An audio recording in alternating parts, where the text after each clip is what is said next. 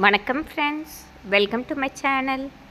பொதுவாக நாம் பிரயாணம் செய்யும்போது அது தடையின்றி நடக்க வேண்டும் என்று நாம் அனைவரும் நினைப்பதுண்டு. போகும் காரியம் வெற்றி அடைவதோடு நமக்கு பிரயாணத்தால் ஆதாயம் பெருகுவதற்கு நாம் அனைவருமே விரும்புவோம். அது சிறு தூர பிரயாணமாக இருந்தாலும் வெளியூர் பிரயாணமாக இருந்தாலும் எதுவாக இருந்தாலும் நல்லபடியாக போய் வர வேண்டும் என்பதே விரும்புவோம்.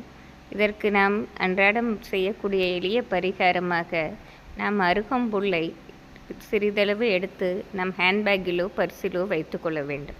நாம் ஒவ்வொரு முக்கிய காரியங்கள் செல்லும்போது கண்டிப்பாக இதை முதலில் நாம் எடுத்து விநாயகர் பெருமானை வணங்கி சிறிதளவு எடுத்துக்கொண்டால் போதுமானது.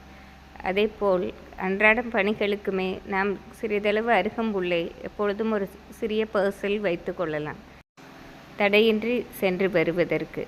இதை நம் முன்னோர்கள் காலத்திலிருந்தே இதை பயன்படுத்தி தான் வந்தார்கள். ஆனால் இன்றைய காலகட்டத்தில் அது வழக்கமாக இல்லை. அருகம்புல்லுக்கு மிகுந்த சக்தி இருப்பதோடு முழுமுதற் கடவுளான விநாயகப் பெருமானின் அம்சமாகவே அருகம்புல் கொண்டாடப்படுகிறது. நாம் அருகம்புல் இல்லாத விநாயகர் கோவிலை பார்க்க முடியாது. விநாயகருக்கு பிடித்தமானவைகளில் அருகம்புல் ஒன்று.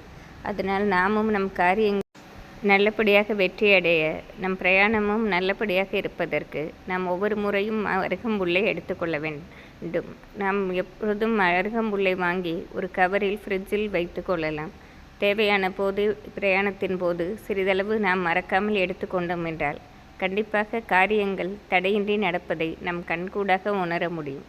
இது அனைவரும் செய்து பார்த்து நன்மை அடையலாம். நன்றி, வணக்கம்.